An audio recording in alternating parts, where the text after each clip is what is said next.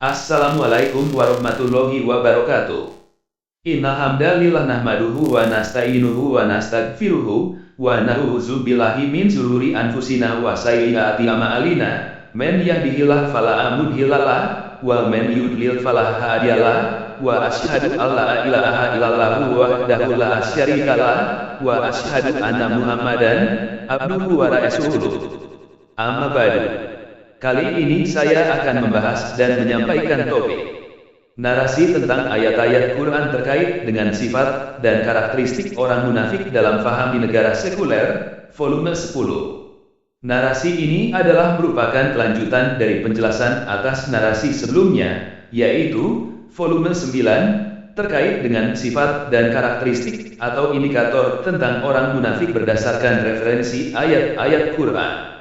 Hal ini sangat penting untuk diketahui dan difahami oleh orang yang beriman, yang mengikuti jalan yang lurus dengan memahami Quran sebagai petunjuknya atau Buddha, dan yang memberikan penjelasan atas yang benar dan salah, atau Furqan, yang jika dipahami akan memberikan keterangan yang jelas antara yang benar, hak, dengan yang jalan salah, batil, atau sesat, agar kita dapat mengkoreksi diri untuk bisa menghindari dari kemungkinan termasuk dalam kelompok orang munafik yang akan berkonsekuensi azab sangat berat di akhirat nanti. Sebelum penjelasan lebih lanjut tentang sifat dan karakteristik orang munafik yang banyak disebut dalam ayat Quran yang saya sampaikan dalam beberapa narasi volume sebelumnya dan kali ini, maka juga perlu diketahui terlebih dahulu apa sebenarnya definisi orang munafik itu, yaitu adalah sebenarnya sama dengan orang kafir, mengingkari atau menolak ajaran Islam baik sebagian atau keseluruhan, tapi mereka tetap mengaku sebagai beragama Islam. Dalam konteks negara sekuler adalah cukup jelas bahwa siapa saja yang mendukung dan melaksanakan sistem kenegaraan yang tidak menggunakan hukum dan aturan yang telah ditetapkan oleh Allah adalah mereka termasuk sebagai orang yang kafir, ingkar kepada Allah, zalim, tidak adil, dan fasik, tidak taat pada perintah Allah, sesuai Quran Surah Al-Maidah ayat 44 sampai ayat 50 yang sering saya sampaikan dalam banyak narasi terkait hukum Allah. Berikut ini surah dan ayat-ayat Quran sebagai kelanjutan atas narasi sebelumnya yang terkait dengan penjelasan sifat dan karakteristik orang munafik. Referensi 46. Quran Surah At-Taubah ayat 90. Wajah al-mu'azziruna minal robi liuzana lahum wa qa'adal lazina kazabullaha wa rasulah sayusibul lazina kafaru minhum asbun alim. Dan di antara orang-orang Arab Badui datang kepada Nabi mengemukakan alasan agar diberi izin untuk tidak pergi berperang, sedang orang-orang yang mendustakan Allah dan Rasulnya duduk berdiam. Kelak orang-orang yang kafir di antara mereka akan ditimpa azab yang pedih. Ayat ini menjelaskan tentang perilaku segelintir orang Arab Badui yang datang meminta izin kepada Nabi untuk tidak ikut berperang dengan berbagai alasan, sedangkan orang-orang munafik yang mendustakan Allah dan Rasulnya justru diam dan tidak ikut berjuang. Penjelasan lebih lanjut. Konteks, ayat ini turun berkaitan dengan persiapan perang Tabuk. Orang Arab Badui, mereka adalah tipe orang yang cenderung berdalih dan mencari keringanan untuk tidak ikut dalam perjuangan, namun sebenarnya masih ada harapan kebaikan pada diri mereka. Orang yang mendustakan Allah dan Rasulnya, ini merujuk pada orang-orang munafik yang hatinya telah mati dan tidak memiliki semangat untuk membela kebenaran. Mereka adalah kaum yang akan mendapatkan balasan azab pedih di akhirat kelak. Ayat ini menunjukkan perbedaan antara mereka yang mencari-cari alasan dan mereka yang secara terang-terangan menolak kebenaran, serta ancaman bagi orang-orang yang kufur terhadap Allah dan Rasulnya. Ayat-ayat ini menerangkan bagaimana pula keadaan orang-orang munafik yang tinggal di luar kota Madinah, yang tinggal di kampung-kampung penduduk padang pasir yang biasa dipanggil orang dengan Arab Badui. Mereka sengaja datang menghadap Rasulullah untuk mengemukakan alasan agar Rasulullah berkenan memberi izin untuk tidak ikut berperang. Kejadian ini diterangkan dalam suatu riwayat yang diceritakan oleh seseorang yang bernama Ac'ah, yaitu ada suatu kelompok Badui dari golongan Amir bin Fuhail datang menghadap Rasulullah seraya berkata, "Ya Nabi Allah, kami tidak turut berperang bersama engkau, kami merasa khawatir, kalau perempuan kami, anak-anak kami, dan binatang-binatang ternak kami habis dirusak dan dirampok oleh penjahat-penjahat." Maka Rasulullah menjawab, "Allah sudah memberitahukan kepadaku tentang keadaanmu, semoga Allah akan memaafkan dan menyelamatkanmu." Bermacam-macam alasan yang mereka kemukakan kepada Rasulullah, ada alasan yang dibuat-buat dan ada alasan yang sebenarnya agar mereka diberi izin untuk tidak turut berperang. Mereka yang datang menghadap Rasulullah dengan mengemukakan alasan yang sebenarnya itu adalah kalangan orang-orang mukmin, dan mereka yang datang dengan alasan yang dibuat-buat adalah dari golongan orang-orang munafik. Ada segolongan lagi, yaitu orang-orang yang tidak datang menghadap Rasulullah untuk minta izin. Mereka itu sengaja duduk dan tinggal di rumahnya, tidak mau turut berjihad dan berperang. Mereka ini jelas termasuk orang-orang yang mendustakan Allah dan Rasul-Nya. Merekalah orang-orang munafik yang sudah parah dan sangat berbahaya. Menurut pendapat Umar bin Ala, baik mereka yang minta izin dengan mengemukakan alasan yang dibuat-buat, maupun yang duduk tinggal di rumah, tidak mau ikut berjihad dan berperang, kedua golongan itu sama-sama jeleknya dan sama-sama berbahaya. Kedua golongan itu sudah termasuk golongan orang kafir yang akan mendapat siksa yang pedih dari Allah, baik di dunia ini maupun di akhirat kelak. Referensi 47. Quran Surah At-Taubah ayat 93. Innamas sabilu ala lazina yastazinunaka wa hum agniya rodhu bi'ai yakuluhu ma'al alihi wa toba'alohu ala aklubihim fahum la yalamun. Sesungguhnya alasan untuk menyalahkan hanyalah terhadap orang-orang yang meminta izin kepadamu untuk tidak ikut berperang, padahal mereka orang kaya. Mereka rela berada bersama orang-orang yang tidak ikut berperang, dan Allah telah mengunci hati mereka, sehingga mereka tidak mengetahui akibat perbuatan mereka. Ayat tersebut menjelaskan bahwa alasan untuk mencela hanya ditujukan kepada orang-orang kaya yang meminta izin tidak ikut berjihad, padahal mereka mampu dan lebih memilih untuk tinggal bersama orang yang tidak ikut berperang. Allah telah mengunci hati mereka karena kemunafikan, sehingga mereka tidak menyadari buruknya akibat perbuatan mereka. Penjelasan lebih lanjut. Siapa yang dicela? Alasan untuk mencela hanyalah ditujukan kepada orang-orang kaya yang meminta izin untuk tidak ikut berperang, yang sesungguhnya adalah orang-orang munafik. Mengapa mereka punya alasan? Mereka memang meminta izin untuk tidak ikut berperang, namun karena mereka kaya dan memiliki pilihan, mereka lebih memilih untuk tinggal bersama orang-orang yang tidak memiliki unsur untuk berperang, dan bahkan sengaja tidak ikut serta dalam jihad. Akibat dari tindakan mereka, Allah telah mengunci hati mereka karena kemunafikan tersebut.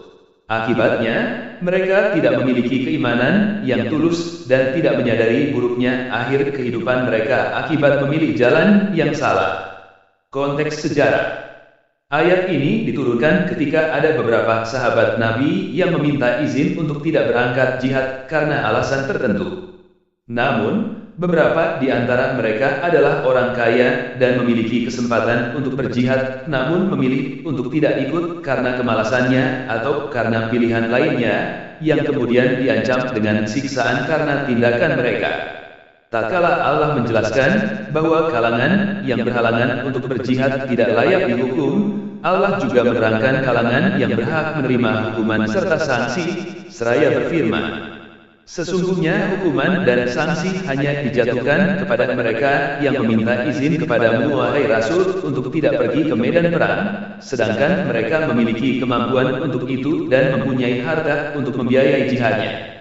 Mereka merelakan dirinya berada dalam kehinaan dan kenistaan dengan berdiam diri di rumah bersama yang lain." Allah benar-benar telah mengunci mati hati mereka sehingga tidak tersentuh oleh nasihat dan peringatan. Dan karena hati mereka telah dikunci mati, maka mereka tidak tahu apa yang baik bagi mereka untuk mereka pilih, dan apa yang buruk bagi mereka untuk mereka hindari. Referensi 48. Quran Surah At-Taubah ayat 94. Yataziruna ilaikum iza arrojatum ilaihim, kul la ta'taziru lan numina lakum qad nabba'anallahu min ahbarikum wa sayarallahu amalakum wa rasuluhu summa turaduna ila limil ghaibi wa syahadati fayunabbiukum bima kuntum ta'malun.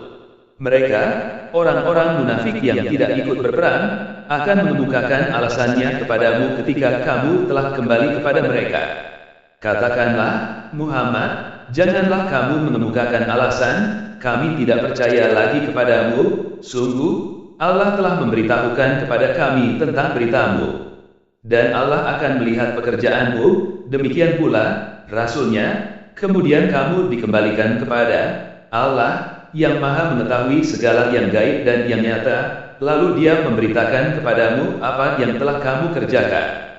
Ayat ini menjelaskan bahwa orang-orang munafik yang tidak ikut berperang akan beralasan saat kembali, namun Nabi Muhammad diperintahkan untuk tidak menerima alasan mereka, karena Allah dan Rasul-Nya sudah mengetahui kebenaran tentang mereka, dan Allah akan melihat perbuatan mereka di akhirat nanti. Latar belakang ayat ini turun untuk menegur orang-orang munafik yang sengaja tidak ikut berjihad di jalan Allah dan kemudian datang menghadap Nabi Muhammad dengan berbagai alasan palsu. Perintah kepada Nabi. Allah memerintahkan Nabi Muhammad untuk mengatakan kepada mereka agar tidak membuat alasan, karena alasan mereka tidak akan diterima lagi. Allah telah memberitahukan segala hal tentang mereka kepada Nabi. Konsekuensi di akhirat. Allah menegaskan bahwa Dia akan melihat perbuatan mereka dan juga Rasul-Nya. Setelah itu, mereka akan dikembalikan kepada Allah yang maha mengetahui segala yang gaib dan yang nyata, lalu Allah akan memberitakan kepada mereka apa yang sebenarnya telah mereka kerjakan. Dengan demikian, ayat ini menekankan bahwa Allah maha mengetahui segala perbuatan, baik yang tampak maupun tersembunyi, dan akan mempertanggungjawabkan semua itu di hari kiamat. Dalam ayat ini disebutkan hal-hal yang akan dihadapi Nabi dan kaum muslimin setelah kembali dari perang Tabuk, yaitu bahwa orang-orang munafik yang tidak ikut dalam peperangan tanpa alasan pasti akan datang menemui Rasulullah dan kaum muslimin untuk meminta maaf atas ketidakhadiran mereka di medan perang. Maka Allah memerintahkan kepada Nabi Muhammad agar beliau mengatakan kepada orang-orang munafik itu bahwa mereka tidak perlu meminta maaf, karena Rasulullah dan kaum muslimin tidak akan mempercayai alasan-alasan palsu yang mereka kemukakan, sebab Allah telah memberitahukan kepada Rasul-Nya dan kaum muslimin semua hal ihwal dan sifat-sifat jelek kaum munafik itu. Allah dan Rasul-Nya hanya memperhatikan sikap dan tingkah laku mereka selanjutnya. Apakah mereka benar-benar sudah insyaf dan meninggalkan kekufuran mereka, serta kembali kepada iman dan taat kepada Allah, ataukah mereka akan tetap dalam kekufuran itu? Kemudian mereka akan dikembalikan kepada Zat yang maha mengetahui semua hal-hal yang gaib dan yang nyata, lalu Dia akan memberitahukan kepada mereka segala apa yang telah mereka perbuat sewaktu hidup di dunia. Dengan perkataan lain, tidak ada gunanya lagi bagi mereka mengemukakan bermacam-macam alasan atas ketidakhadiran mereka di medan perang, sebab semua rahasia yang tersimpan dalam hati mereka sudah cukup diketahui oleh Rasulullah dan kaum muslimin melalui wahyu Allah. Selanjutnya terserah kepada mereka sendiri. Jika benar-benar mereka telah menyadari kesalahan, lalu bertobat dan memohon ampun kepada Allah, maka Allah akan menerima tobat mereka, maka Rasulullah pun akan memberi maaf kepada mereka. Referensi 49. Quran Surah At-Taubah ayat 95. Sayahifukuna bila ahilakum izan kolabtum ilaihim lituridhu, enhum, faridhu, enhum, innahum rijsu wa mawa'ahum jahannamu jazak'em bima ka'anu yaksibun. Mereka akan bersumpah kepadamu dengan nama Allah ketika kamu kembali kepada mereka agar kamu berpaling dari mereka. Maka berpalinglah dari mereka, karena sesungguhnya mereka itu berjiwa kotor dan tempat mereka neraka jahanam, sebagai balasan atas apa yang telah mereka kerjakan. Ayat ini memerintahkan kaum muslimin untuk berpaling dari orang-orang munafik yang bersumpah palsu dengan nama Allah untuk membuat mereka berpaling. Konteks ayat ini turun pada masa Rasulullah SAW, berkaitan dengan orang-orang munafik yang berusaha membuat kaum muslimin ragu dengan keimanan mereka. Perintah berpaling. Allah SWT memerintahkan kaum muslimin untuk tidak menghiraukan sumpah-sumpah palsu orang munafik tersebut dan tetap berpaling dari mereka, karena mereka berhati kotor. Balasan neraka.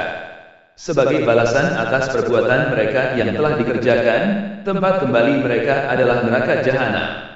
Teks tersebut bertujuan untuk memberi pelajaran kepada kaum muslimin tentang tipu daya orang munafik dan agar mereka waspada terhadap sumpah-sumpah palsu. Untuk memperkuat dalih yang mereka kemukakan, mereka akan bersumpah kepadamu dengan nama Allah ketika kamu kembali kepada mereka dari perang Tabuk, agar kamu berpaling dari mereka dengan memaafkan dan tidak mengecam serta tidak memberi hukuman kepada mereka.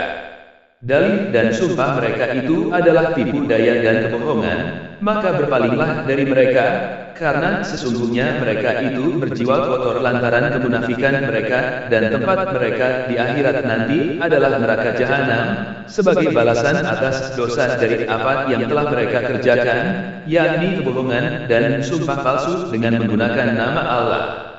Dalam ayat ini Allah menjelaskan kepada Rasul-Nya, bahwa apabila beliau dan kaum muslimin telah kembali nanti dari peperangan itu, maka kaum munafik akan datang kepada beliau seraya bersumpah dengan nama Allah, menguatkan apa yang mereka ucapkan, agar Rasulullah berpaling dari mereka dengan tidak menghiraukan perbuatan mereka yang tidak ikut berperang. Kemudian Allah memerintahkan kepada Rasul-Nya, agar beliau betul-betul memalingkan muka dari kaum munafik sebagai penghinaan kepada mereka. Berikutnya, Allah menjelaskan alasan mengapa Rasulullah harus memalingkan muka dari kaum munafik, karena mereka itu najis. Artinya sikap dan perbuatan mereka itu kotor, sehingga mereka harus dijauhi, seperti menjauhkan kain yang bersih dari sesuatu yang najis. Hal ini sejalan dengan apa yang terdapat dalam firman Allah. Akhirnya Allah menyatakan bahwa tempat kembali kaum munafik di akhirat kelak adalah neraka jahanam, sebagai balasan atas apa yang telah mereka lakukan selama di dunia, yaitu kekufuran yang telah mengotori diri mereka, dan kekotoran itu semakin bertambah akibat berpalingnya mereka dari ayat-ayat Allah. Referensi 50. Quran Surah At-Taubah ayat 96. Yahlifuna lakum litarhau, enhum fa intarhau, enhum fa innallaha la yarhau anil qaumil fasikin. Mereka akan bersumpah kepadamu agar kamu bersedia menerima mereka.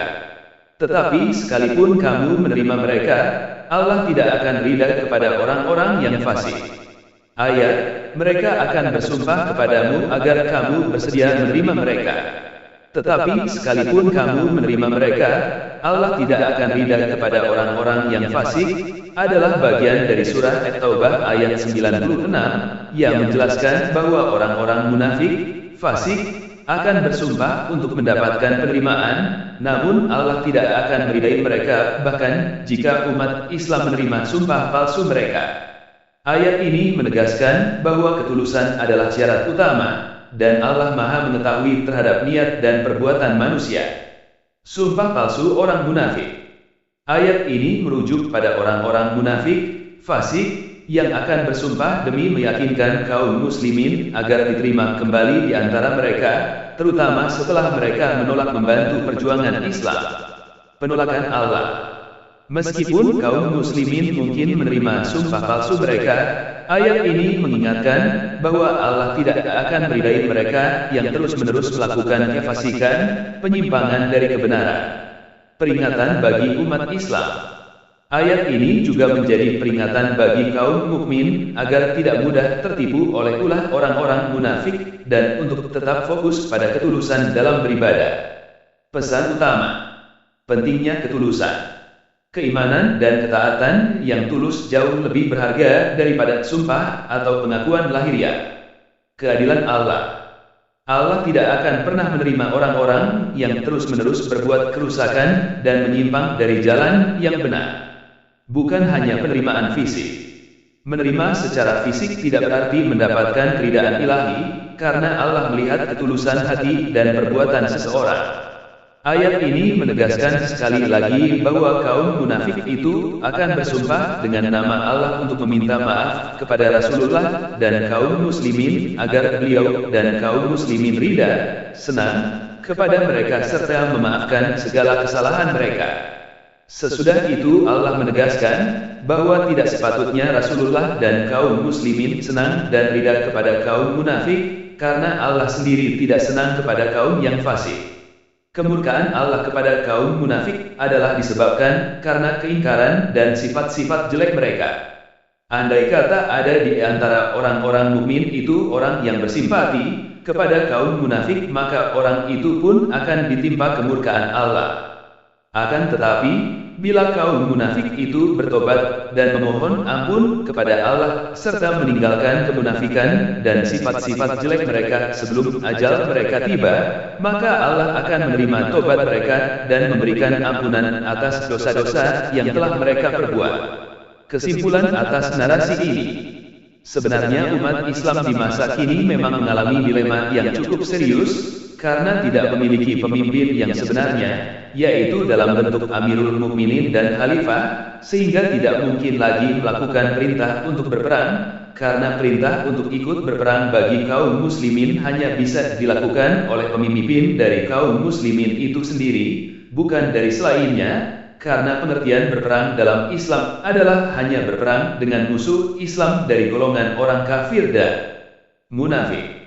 Sedangkan dalam bentuk pemerintahan sekuler, jika ada perintah berperang dan umat Islam yang ikut serta dalam peperangan tersebut, berarti mereka mengikuti dan menjadi tentara dari kelompok orang kafir dan munafik, bukan sebagai jundullah, tentara Allah. Karena itu mereka yang ikut berperang yang mendukung sistem negara sekuler, maka mereka nanti di akhirat akan mendapat azab yang sangat pedih karena mereka adalah termasuk ke dalam golongan tentara dari orang kafir dan munafik. Perbedaan utama antara sistem pemerintahan Islam dengan sistem pemerintahan sekuler terkait dengan peperangan adalah bahwa dalam negara sekuler umumnya pemimpin mereka adalah termasuk sebagai orang yang sangat pengecut karena tidak pernah ada yang ikut turun langsung ke dalam medan perang dan memimpin pasukan perangnya, tetapi mereka justru tinggal di dalam istana megah yang hanya bersenang-senang. Sedangkan dalam sistem negara Emirat Islam dan Khalifah seperti yang dicontohkan oleh para nabi dan khalifah selanjutnya, mereka selalu menjadi garda terdepan dan memimpin langsung pasukan perang dari umat Islam, jundullah, di medan perang dan tidak takut siap mati sebagai syuhada. Jadi umat Islam yang memiliki rasa keimanan dan akidah Islam yang lurus dan benar harus selalu berupaya untuk menegakkan hukum Allah dengan membentuk sistem kenegaraan dalam bentuk negara Emirat Islam dan Khalifah dalam skala global. Kata penutup. Demikianlah narasi ini dibahas sebagai wacana dalam memberikan pencerahan atas pentingnya penerapan hukum Allah dalam setiap aspek kehidupan yang dilakukan oleh pemimpin, baik dalam skala lingkup keluarga, sosial, negara dan global sedunia. Agar kita benar-benar mendapat petunjuk dari Allah serta terhindar dari konsekuensi atas nasib kehidupan di akhirat kelak. Amin.